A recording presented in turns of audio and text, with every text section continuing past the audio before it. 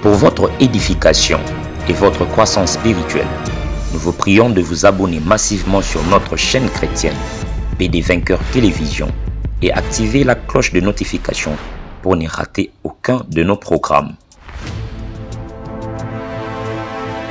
PD Vainqueur Télévision, l'instrument de l'évangélisation.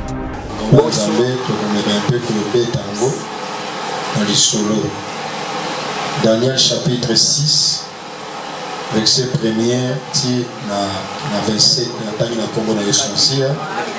Jairus trouva bon d'établir sur le royaume 120 satrapes qui devraient être dans tous les royaumes. Il mit à leur tête 3 chefs, au nombre desquels était Daniel, afin que ces satrapes leur rendissent compte et que le roi ne souffrit aucun dommage. Daniel surpassait les chefs et les satrapes parce qu'il y avait en lui un esprit supérieur. Et le roi passait à l'établir sur tous les royaumes. Matthieu 10. Lorsque Daniel sut que le décret était écrit, il se retira dans sa maison où les fenêtres de la chambre supérieure étaient ouvertes dans la direction de Jérusalem. 3 fois le jour, il se mettait en genoux, il priait et il louait son Dieu comme il le faisait auparavant. Alors ces hommes entrèrent tumultueusement et ils trouvèrent Daniel qui priait et qui invoquait son Dieu. Puis il se prosternait devant le roi et lui dit au sujet de la défense royale: n'as-tu pas écrit une défense pourtant il quiconque dans l'espace de 30 jours adresserait des prières à quelque Dieu ou à quelque homme, excepté à toi, ô roi, serait jeté dans la fosse au lion. Le roi répondit: la chose est certaine. Matthieu 16. Alors le roi donna l'ordre qu'on amena Daniel et qu'on le jeta dans la fosse au lion. Le roi prit la parole et dit à Daniel: puisse ton Dieu que tu sers avec persévérance te délivre. Seigneur, malobako Isaïo, toujours que s'appuyer nango pour na côté mela moyini satana pour bekande biso tout mela ye pe akokima mosika na biso. Soit contrôlé sika oyo pendant le début jusqu'à la fin. Na kombo na Yesu Christo nde tobondelaki. Amen. Tobeteli mokonzi maboko, beteli maboko, beta maboko bien s'il vous plaît. Est-ce que vous pouvez acclamer pour le Seigneur? Amen.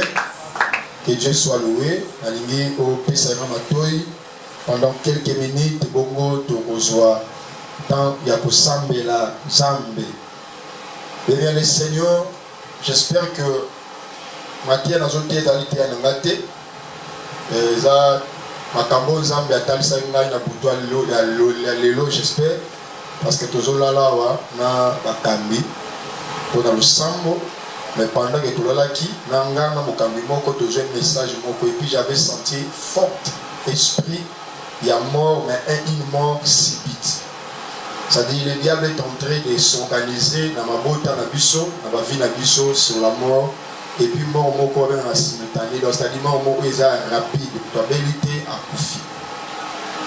Mutabilité à koufi. Zamba la kisi biso d'abord la famille nanga et puis la kati ya église. Et les ménages biso le moko par une qualité à Satan. Et la qualité moko o ezaki toko pas Satan à l'ébarrater à toujours bétail.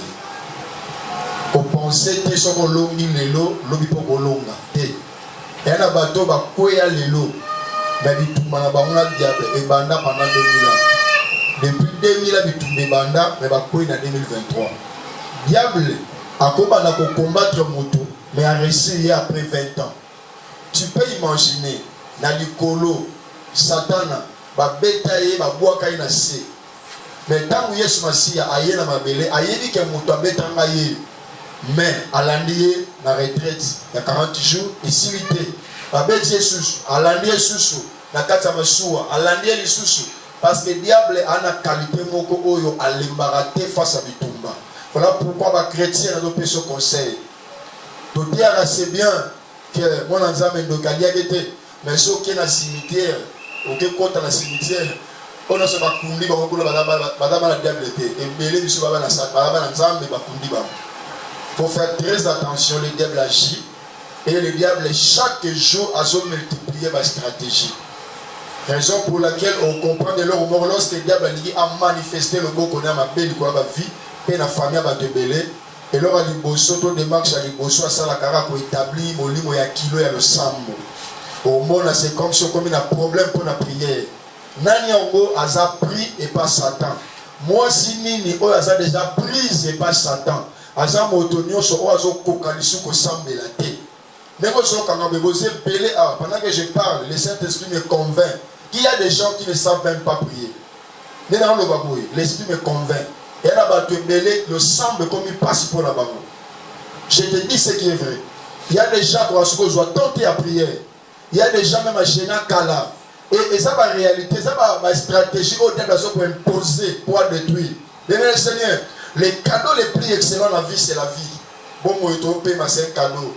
Faut gérango.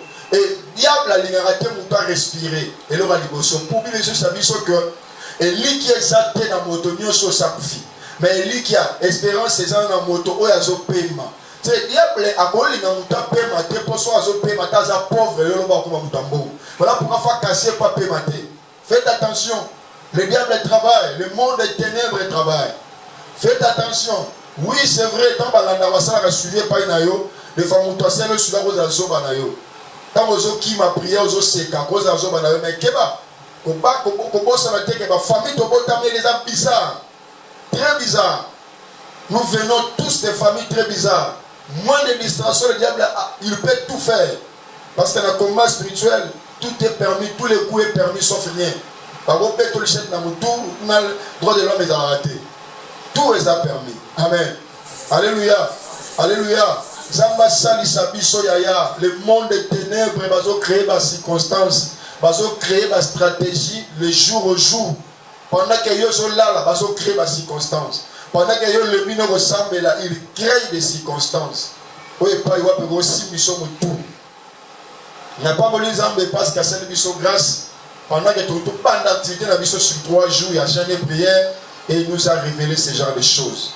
Et dans une émission, nous avons révélé le Romoko et ça pour tout déstabiliser. Donc, et puis, tout semble là. Thème autopisaki et ça intitulé Emprisonné mais enfranchi par Jésus. Moto bakanga mais kokangola mato akangolami et pas Yesu. Bakanga ye mais akangolami na Yesu. C'est ça le terme qu'on avait donné. Je pense qu'on a prêché beaucoup sur la prison, mais nous continuerons toujours à prêcher sur la prison. Parce qu'il y a un monde pas il diable ça la première pas. Première pas il y a diable. Et ça d'abord comme ça mon prisonnier. Pour lorsque mon a commis prisonnier na yé à cause ça la nioso pour la moutouana. Tout ce que le diable peut faire à ça la pourquoi? Parce qu'on comme pour appartenir pas na yé. Tu sais la définition de prison ici la prison c'est quoi? Un prisonnier et ça dit que tiens na kata boloko. Boloko ya momo ezani. Babeza esika moko ekangama. Bakanga yango na 4 coins pe bazotia bato ba condamné. Ça dit basali esika moko eza clos, un lieu clos, bakanga ngo place où bazo kotisa bato yo ba condamné bango. En réalité selon loi ya mboka okoki jamais kotia mutu ko garder mutu longtemps na kata prison sans pourtant sambisa ye. Et puis ce que sambisi on réalise la raison ou a quitté. Mais si on a raison, tu as un problème au condamné. Et tant qu'on condamne moto maintenant, il faut jouer moto au mettre dans la prison. Alors le fait que quand ça me reste à prison, moto a commis directement prisonnier. Amen. Alléluia. A commis directement prisonnier. Mais faites attention.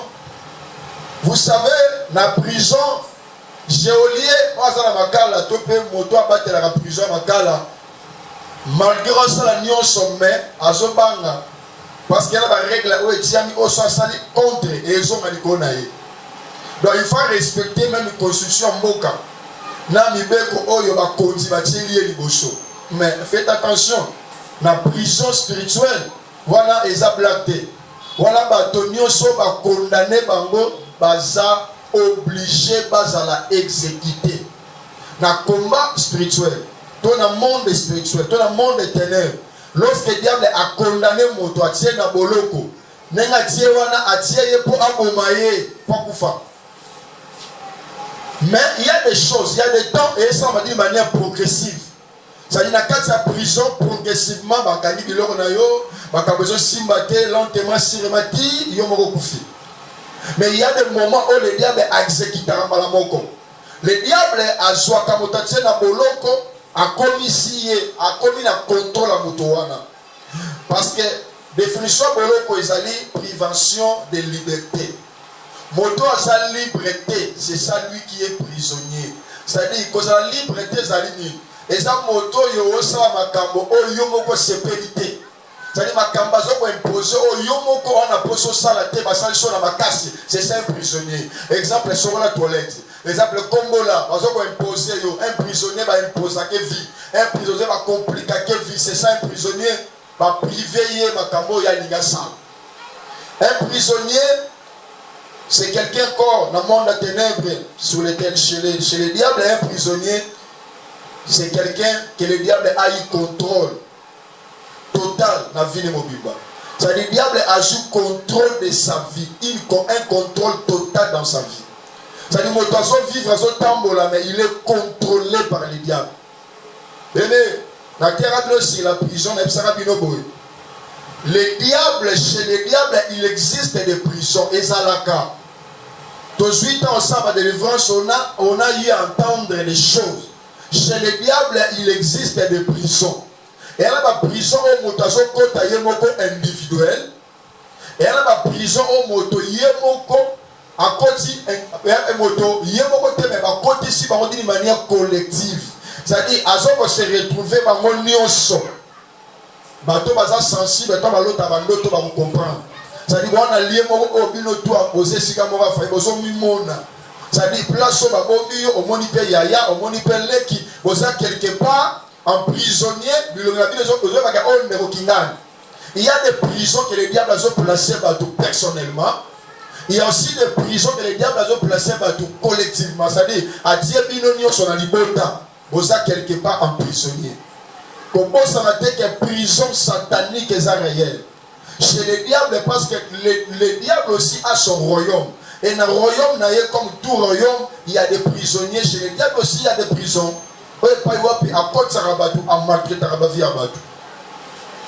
Bien, le Seigneur, le prison aussi, c'est quoi sur le plan spirituel? Et ça, c'est le fait que le diable a la même mise sur les gens.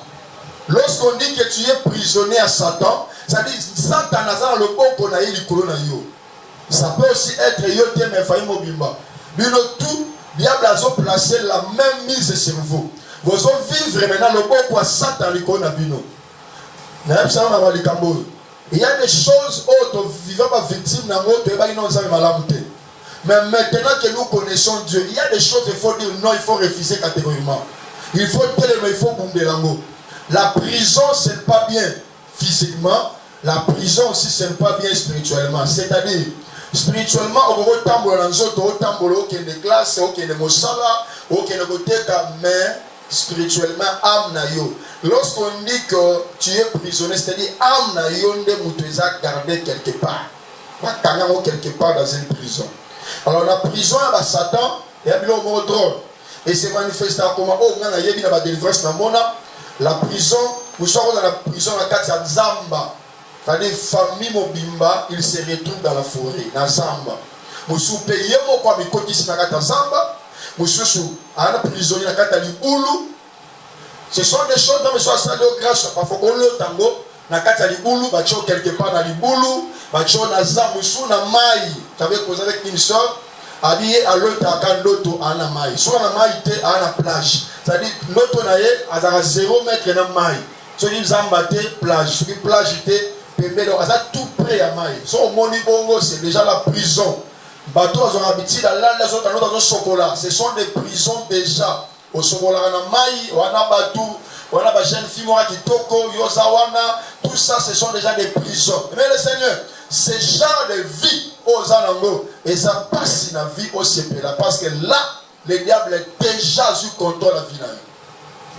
Être dans une prison satanique, c'est être contrôlé par le monde des ténèbres. Nabandeli, quand sa prison Satan, c'est comme si on a contrôlé et pas Satan. C'est lui qui te gère. C'est lui qui te coordonne. C'est lui qui te donne les ordres. Fais ça, ne fais pas ça. C'est lui. Donc il y a eu contrôle à sa famille, la vie. Mais la famille, on les a contrôlés. On n'a mis pas Satan. Mais le Seigneur est Sengo. Et que ça la partage en botanité. Tout semble l'ensemble à bisou grâce. Alléluia.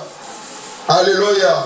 La prison, encore, c'est pour la prison. C'est le lieu où Satan capture les âmes.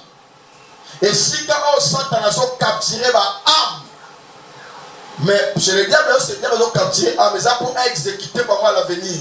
C'est-à-dire à capturer yo. À l'avenir pour exécuter. Qu'est-ce qui se passe? Lorsque dans une famille, si expliquant la bande les choses, lorsque dans une famille, motomoko boye pour matagrade, dans le monde à ténèbres, pas que l'au-delà, il faut Santana azana accès dans l'ibota mutuana. Alors qu'est-ce qui se passe? Là on a très bien. Les diables, non, les sorciers maintenant qui nous montrent à Lucifer Satan, ou encore mon secrétaire naïe. Et tant il faut présenter un document nyoso. C'est-à-dire, à présenter une famille mobimba. De A à Z, sur vos A 5, vos A 10, il y a ce qu'on appelle les registres. Il y a nombre, il y a famille à moko na moko. Maintenant, le diable a commandé un papier pour aider. Pour avoir un combat famille na bino, il faut payer ça dans le moutou. Moutou a un peu ça et pour permettre à Lucifer à ça la deux livres. Livre il y a condamnation. Et puis, livre, il y a sacrifice. Et à partir des livres, il n'y a pas de diable sous contrôle en faisant de délai. C'est-à-dire, lorsqu'il y a un trompé, ça moutou. Bagoso mutuana, bagoboma mutuana, basu posone, basalango des livres.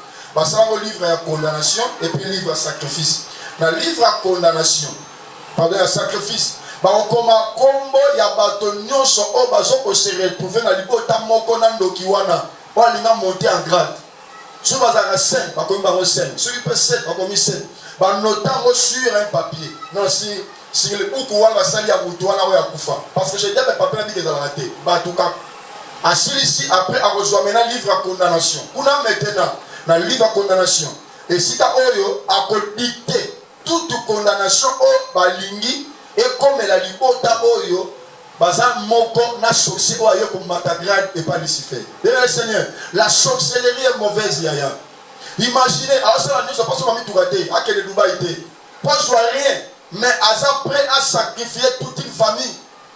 La sorcellerie est mauvaise. Tout ce qu'on a fait pour qu'on ça ne peut pas son bami tout cas à son banda goûter, c'est pour maltraiter seulement la famille. Et là, tu me soucies, Azala pauvre, gagner rien. Mais tant que vous faites des familles mobimba, à menacer, à déstabiliser. Mais tant qu'on soit Nengwana et Sili, maintenant Lucifer a sa famille, c'est ça qu'on appelle la même mise.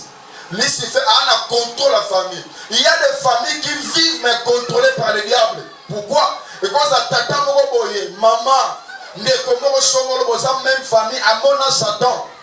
À cause de ma caméra, à cause de n'importe quoi. Il a accepté maintenant. Il a opéré ça va Congo, naïe. Il a gotané par Lucifer, a noté à Tiangowana, et Lucifer a commencé maintenant à contrôler les gens, à manipuler les gens. À partir, il y a livre, il y a sacrifice, et puis livre, il y a condamnation. C'est ça, comment est-ce que les choses se font. Alors, on réalise maintenant le diable.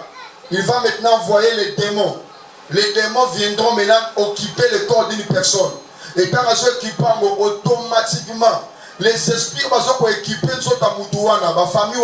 Donc chaque famille va doter d'un esprit pour équiper Bango. Pourquoi? Pour empêcher en sorte que Moutouana a s'échappé dans le contrôle de la bangoté. Moussou batia bana sa ba grotte. Ba empêcher bango ba s'échapper. C'est ça l'esprit fait. Et on réalisait que vivre vie à longtemps sirement. Ma mort civique, ma mort landana, tout ça. Et ça parce qu'il y a un document déjà classé. Au diable si ma PCR m'a mise. Alors ça faut exécuter soit Kingan a exécuté. Kingan a exécuté. Et les gens au landélité, au télémité, au fur et à mesure, si la famille, pourquoi? Parce qu'il y a quelqu'un qui a sacrifié toute une famille et pas mon athénée. Il y avait le Seigneur. On doit lutter pour nous et pour nos enfants, pour nos familles. Il faut lutter pour ça. Parce que l'hémorragie, on a banni la famille au Botameli et on compte la famille aux Osa. Il y a des choses qui sont l'héritage. Il y a des choses qui faut pour héritage et tikalate. Total verset, la Bible dit ceci. À l'époque, Daniel chapitre 6, verset 1 à 28. À l'époque de Daniel, parce que là il y avait succession des rois. Royaume, il y a Médo-Pès. Total la Bible, dans Daniel chapitre 1, qui est au monde, qui est capturé par Daniel, comme dans le chapitre 1, qui Daniel a eu chance, il a passé à 3 rois.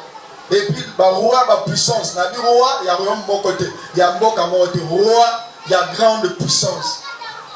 La Bible dit ceci.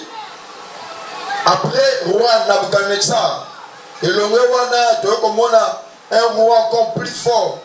Roi qui a succédé à Sima. Il y a Nabucodonosor, il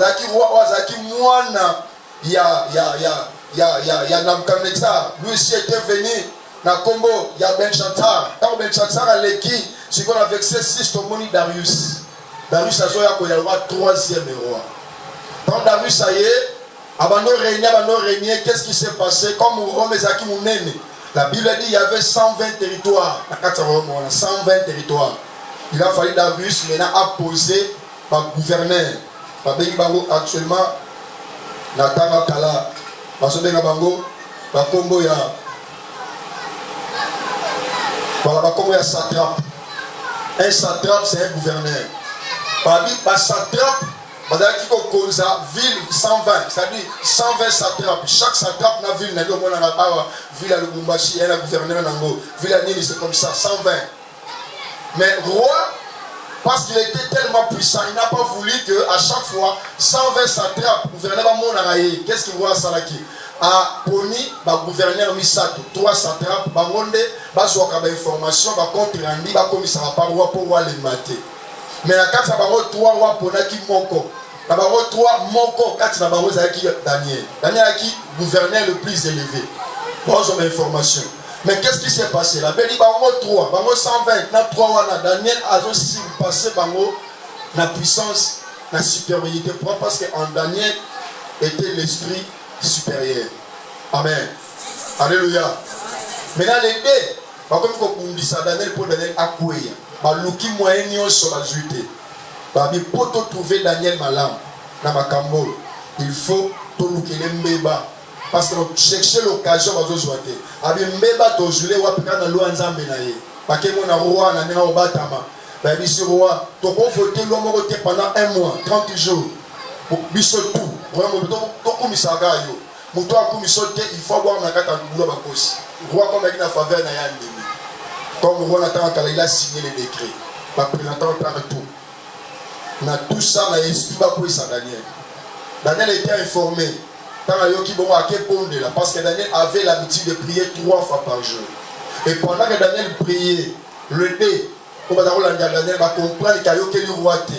Parce que Fundaye, il y a un roi Mouto, Tchanabiso, Azamukondi, après il va gouverneur supérieur. Parce que va compter un peu de Panayo. Mais attention, Toyoki a zosambe. Pour les gars des fois d'habiter, ceci n'a qui des trobas qui m'ont sur auto-sauté. Faut pas cangailler. On est allé capturer Daniel chez le roi, à Tanguy. Bien le Seigneur, il faut aimer le Komoko. Que monde à ténèbres, va se péler la rater mouton pour que mon béco n'a pas.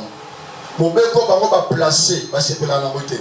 Parce que mon taco dans la prison, moto a bouki mes béco, moto a cassé, pour va bazolinga. Moto nio sauté à zo côté dans la prison à Sainte Massoum. Mo soupé à salité. Mais loi o etiama qui a été brisé, mo lequel les problèmes pas côté. Voilà pourquoi donc elle est rapidement toujours rapidement ce qui se passe. Comment on devient prisonnier dans le monde athénien. Tout le monde a Daniel comme un prisonnier. Lui qui est juste, un enfant de Dieu. Mais qu'est-ce qui a causé ces choses? Et c'est belé, tu peux savoir trois plutôt pour tirer. Comment on devient prisonnier? Premièrement, on devient prisonnier quand on est né dans une famille de prisonniers. Lorsque tu vis dans une famille de prisonniers, d'office tu es prisonnier. Alléluia. Lorsque des choses à prisonnier, la famille n'a pas prisonnier. La famille n'a pas prisonnier. C'est-à-dire que même mise. Il y a des familles déjà. Satan a sa joie bango. C'est-à-dire que ça a tout, mais ils sont contrôlés par les diables. C'est par là le combat spirituel doit intervenir. Parce que la plupart des gens, nous sommes là. Nous venons de familles de prisonniers. Famille au bâtonnier, sur la salle, sacrifice, donc nous tous aussi, nous sommes ici des familles de prisonniers. Alors, chaque famille, au ministère de prisonnier. C'est-à-dire, il y a prisonnier, moi, non prisonnier. Alors, lorsque vous êtes des prisonniers, il y a Satan, il peut tout faire pour vous. Pourquoi? Parce que vous êtes des prisonniers. Alléluia. Alléluia. Daniel était esclave déjà. On pouvait tout faire pour lui parce que il était déjà là comme un prisonnier. Deuxième raison, qu'est-ce qui fait que la personne devient prisonnier? C'est lorsque la personne naît d'un père sorcier ou bien d'une mère sorcière. Lorsque moto abotamina maman nabaksi awanandeko c'est fort possible aussi qu'on devient aussi prisonnier. Il faut faire très attention. La sorcellerie est bien lorsque les amouchika, mais lorsque comme ils proches na yo, et alors là ils sont bloqués la 2h du matin, ça fait trop mal. Hein? La missa maman dola. Ozola la maman. Jeune hein? Maman jeune qui hein? Jeune qui. Et puis c'est un peu mal pour nous comprendre. Si vous avez 1000 euros à comprendre, on va me Alléluia. Alléluia. Voilà, les parents sorciers, c'est normal aussi. Et qu'on peut enfanter aussi la prison. Parce que prisonnier, c'est important. Troisième chose, quand est-ce qu'on devient prisonnier? Lorsque mon doigt bouki mon béco. Voilà, place Nazangwana. Lorsque mon doigt bouki mon béco. Mon béco va dans le monde à ténèbres, yo bouki. Na tout na question. De là on a dit qu'il y a un répété au caca. Parce que l'homme zozonga, na ba message na répéter là. Na tout na question beaucoup. Non, non, il y a des gens qui sont koufi. Il y a des gens qui sont koufi. Il y a des diplôme à 6 classes à koufi. Son monibo a franchi la ligne rouge. Dans ma famille, presque tout, il y a une ligne rouge. On va les ranger. Son les qui ont un bomayo. Il y a des gens qui sont vie. Dans les autres affrontants, il faut un ensemble. Soit un ensemble, tu as un ensemble. Eh, à vous me dites, tu as un bali pour la koufi. Moi, tu as un petit boy à la carte. J'ai causé avec un pasteur. Papa, la famille Nabiso, c'est un pasteur. La famille Nabiso, au Poki Kobo, tu as un défaut, moi, on a koufa. De l'autre côté, on a battu. On a pas la dévotion, on a soit côté, on a moi, si on a colis. On a mon bali, car soit à bout, bien koufi la maternité, ou bien à bout, ou bien âge, on va avancer, on a racaté mon thème à koufi. Tu vois qu'il y a un temps, on a commis pasteur, comme on semble, les hommes ont révélé que na kota ba maman na bango. Il paraît que na bango ta un sacrifice wana, c'est-à-dire akaba mibali nyonso ya famille. Donc la famille na bango ba la cause à la té a oumela. Même yé a souffra bella, grand frère na yé a kufaka boy mort sibiti boy pas kenda. So yé a bella na kufa makasi, donc ça que grâce à Biki, d'exemple ba bisi yé que mon famille na bino tambal bazala raté. Mon cause ya boy. Amen. Et il y a des gens qui ont une ligne rouge. Et si va placer, va poser. Quand on les kango, il faut aller en pour le casser, va casser. Non, on va renverser. Yo quoi ici, on peut quoi ici. Amen. Yo bêti, on peut bêti. Il y a une chose qu'il faut comprendre. Lorsqu'on transgresse le loi, et c'est par là que tu peux être prisonnier. Tout le monde dit quand on transgressé la loi, directement prisonnier. À Kangami, prisonnier directement. Pourquoi? Parce que le roi Lobaki, na décret na ye o ekomamaki okoki kosala prière na kombo ya Yahweh te kapa na ye ya salé. Alors la loi et l'obéissance de la famille na bino. Il y a certaines choses qui nous arrivent et ça arrive souvent lorsque nous avons brisé la loi. On avait reçu une famille ici.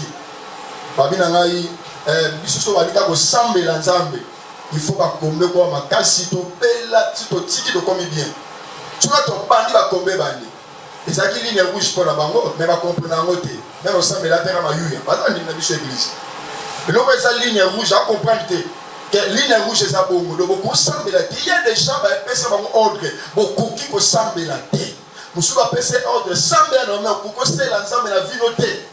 Donc, nous sommes tous c'est le Seigneur. Il y a déjà vu à Salitan, les gens de la terre. Il faut révéler, comme dans 42 ans déjà. Il faut révéler dans 42 ans. Et pendant la prière, que non qu'on a eu, il y a beaucoup de tangisaye. Adaki sataniste, ça dit occultiste. Dans l'âge de 7 ans, à cause de la chambre noire, il y a d'abord, il y a 6 mois après. Alors, il y a un mouindou, à chaque fois, alors on va cesser oui tu vois il va rater bon on peut s'y accoufa il y a zoé ba kalaté à cause de 42 ans moi mobilité fiancé moi la té 42 ans alléluia alléluia mais être berger par un sataniste c'est aussi moyen ou à cause ça pour à condition na kati ya boloko ou pas y wapi et compliqué finayo to semble prendre de comment ça na service à makasi et les cas n'ont pas été siko pekara balater si siko azara célibataire donc qui s'amazo qui fiancé tant azu fiancé car prédoté par la bango directement malade de bandi fiancé na erani te nkolo bongo o sui appendicite lo bezo tamana li bongo ti siko ma mezo tamolo malamu te data après prédoté pamba bon siko sui mariage ça va ça biso bolo. Pourquoi? Parce qu'il est passé par un sataniste. A s'aimer Babylone 4, il a commis ses prisonniers. On a prié, mais jusqu'à ce vivre dans la Makambonaï. Pourquoi? Parce qu'il a été berger. Et on dit que c'est berger par Ndoki. Il y a un soldat qui a été sambe la rapona yo. Ça va que le mal. Kenga na babogo la ngapa Ndoki.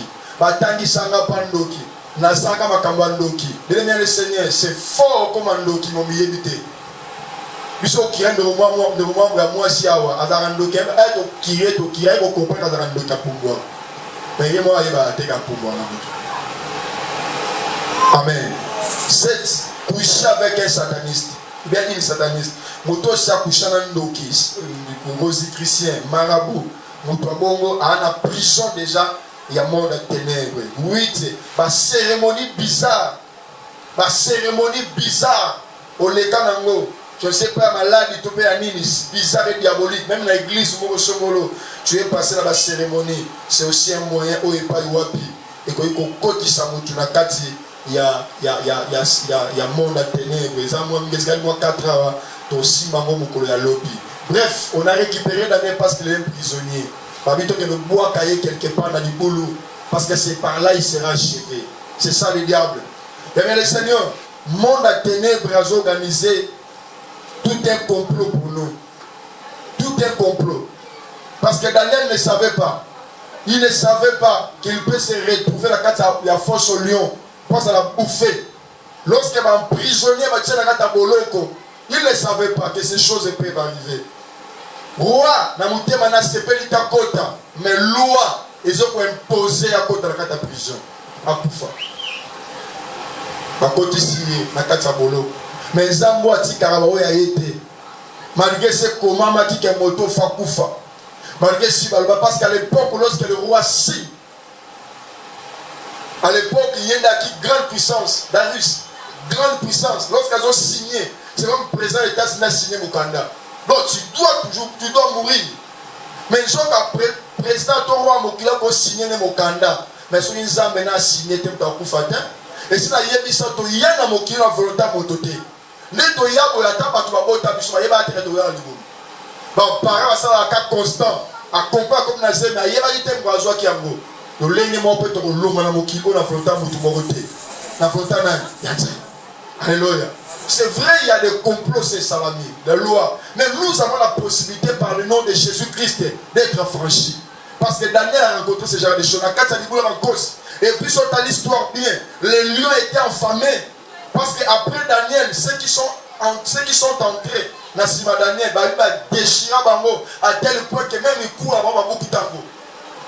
Les lions avaient faim, mais malgré la faim des lions, parce qu'il a une capacité de recevoir Daniel. Parce que Nzambe a un kangamino à Lion pour Simba Daniel. Je sais qu'on a aussi des plans. Le diable a organisé parce que il y a des choses qu'on a placées devant nous. Mais laisse-moi te dire, tu es à la possibilité de enfermer nous avons aussi pour Simba vie à mon côté. Ata souki à moto Simba côté. Parce que notre Dieu c'est le seul qui peut nous affranchir comme Beko. Dans la prison et monde de ténèbres. Daniel était entré, mais les lions étaient incapables. Les sorciers vont capturer déjà, vous allez être incapables. Il y a aussi ma vie. Tu sais, le monde de ténèbres, parce qu'on a comme capturé. Et là, on s'en est, on sait un document d'essai. Un document d'essai. Tout le monde a un kilo mon civil, et un civil qui peut la bicho.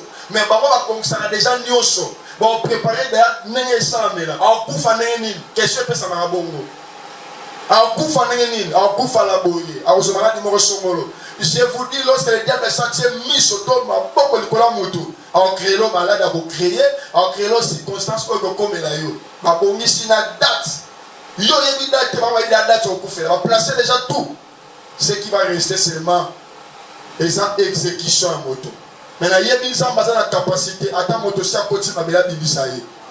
C'est déjà date, c'est décret, si va signer Fakoufa. Mais le Dieu que nous prions, s'il était capable, il est aussi capable, il a interdit motonio sur sa signifié à motopakoma. Non, ne touche pas. De la même manière, il avait dit à Abraham qui s'embellit pour la moine. Il a aussi la possibilité. Donc, il ne faut pas toucher. Ne faut pas toucher. Je prie le Seigneur par rapport à compromettre ça, que le Seigneur intervienne dans ta vie au nom de Jésus. Qu'il intervienne dans ta famille au nom de Jésus. Amen. Alléluia. Daniel a dormi avec les lions. Bien, mais le Seigneur, je sais que la famille a dit, tu dors avec les gens, les grands sorciers. Vous êtes parmi les défenseurs là-bas au Congo, mais Daniel a dormi avec les Kossi. Kossi à gauche, Daniel à droite. Et puis, qui m'ont été ébélés. Mais malgré cela, Dieu a défendu la vie de Daniel. Azan Zamba va défense. Notre Dieu est le Dieu de défense. Il peut défendre à tout prix.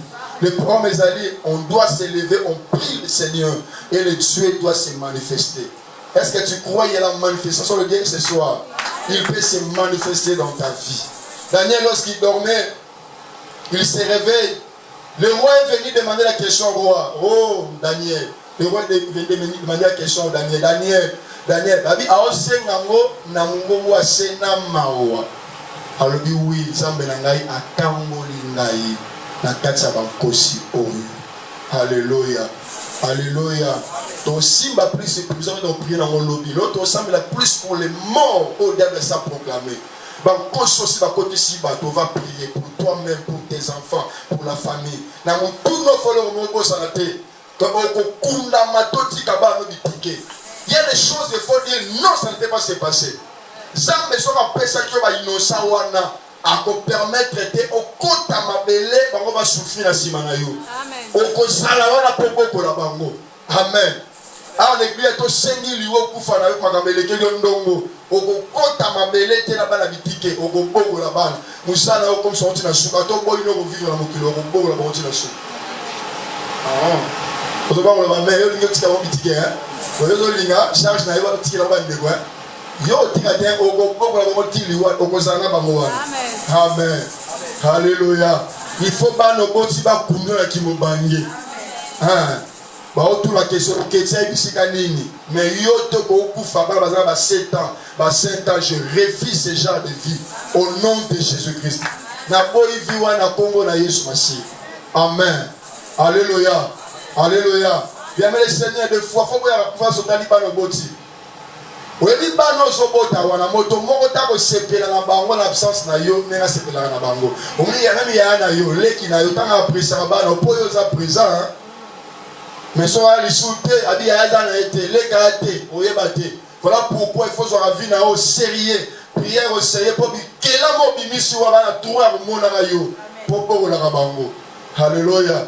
Alléluia. Bana posa ko zalanga na yo. Amen. Alléluia. Voilà pourquoi il faut toter les matos bunda et panzam. Tel sanzambe, il lombe voilà ba misi minu ba dévorer à bisoban. Ba mort subite. Mort subite, j'avais dit ah et si va proclamer koufa ya moto. Mais nzambe a la capacité à kolongola yango. Nzambe le rôle révélé qu'il y a des morts subites. Yom tozo ya ba prière. Objectif est aller à longola biso ba deke ba document aussi plaçamaki. Parce que la Bible dit il a effacé l'acte dans les ordonnances qui nous condamnaient et qui subsistaient contre nous. Amen. Telemato semble la yaya, togonde le panza. Zambwa délivrer Daniel à l'Iboula Bankosi. Zambaza capable aussi de délivrer Moko na Moko. Pour votre édification et votre croissance spirituelle, nous vous prions de vous abonner massivement sur notre chaîne chrétienne PD Vainqueur Télévision et activer la cloche de notification pour ne rater aucun de nos programmes. PD Vainqueur Télévision, l'instrument de l'évangélisation.